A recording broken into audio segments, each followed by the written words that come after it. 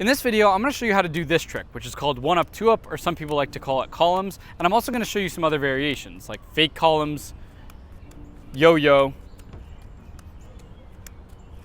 and more. So let's get right into it. And by the way, in case you don't already know me, my name is Fly Juggler Bennett Santor. I've been juggling for over a decade. I'm an international juggling champion. I've juggled 9 balls, and now I get to teach juggling to hundreds of thousands of people like you guys through my social media presence. Anyways, back to the video. And if you don't already have a set of professional juggling balls by now, I recommend you get some. I offer some at flyjuggling.com. These are the balls I use, and they're great, but you can use any set that works for you. But for this video, I'm going to be juggling with multicolored balls just so you can see everything that's going on. So I know columns might look like a lot's happening, but in fact, it's really not that much. There's only really 2 things going on. There's one ball going up and down on either side, and then there's another side where you're just doing 2 in 1 hand, and this is called columns with 2 in 1 hand. Anyway, so really the hard part of this trick is just going to be learning 2 in 1 hands as columns. So we're just going to start with that before we do anything else. So just practice getting 2 balls and throwing one on the inside of your body and one on the outside of your body. If you've already made some progress on learning 4 balls, that will probably help with this, because that's essentially what you're doing. You're doing 2 in 1 hand, which is a prerequisite for 4 balls. Make sure that the balls aren't going in front of each other like this. They're going side to side and staying in their own separate columns. So that's the hardest part, and you might need to work on that a good bit before even going into anything else.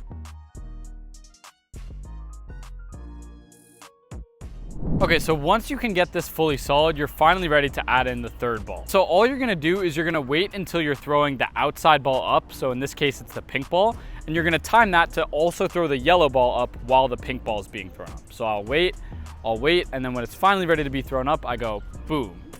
And then I go back into just 2 in 1 hand. And then you keep learning how to time it. So boom, boom.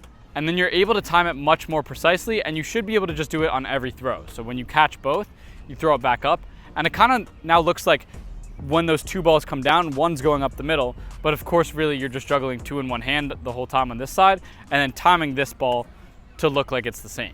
Now you can also do this variation, but switching which hand the blue ball actually goes in. So instead of just doing 2 in 1 hand, you can grab it with your left and then your right, and then left and then right, and then left and then right.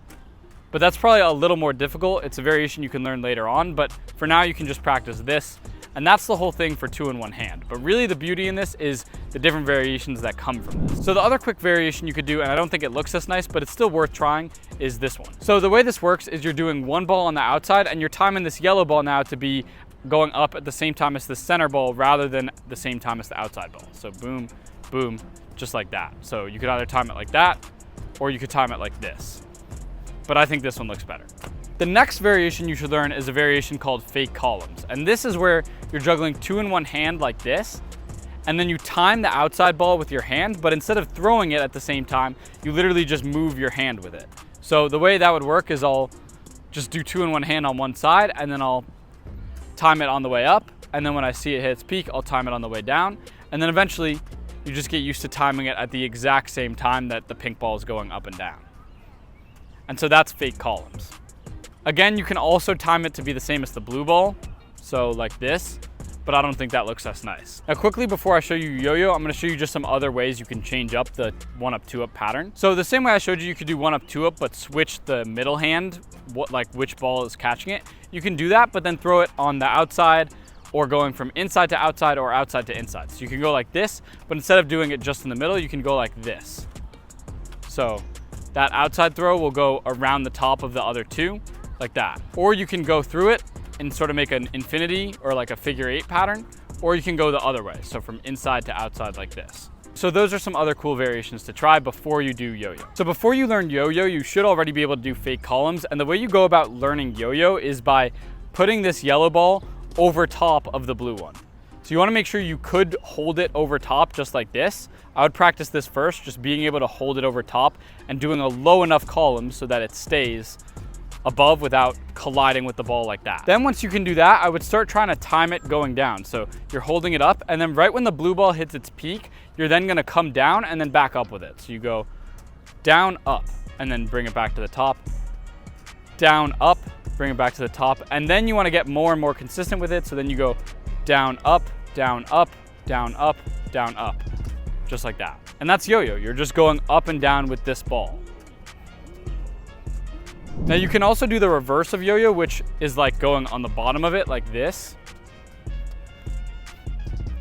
But I think the top one looks better because it kind of looks like you're pulling this blue ball with a string that's attached to the yellow ball. And then I think a really cool trick you can do after yo-yo is called Abracadabra, and it looks like this. It's almost like a magic trick. So you go boom, and then you're like, wait, where'd the ball go? And then you go boom.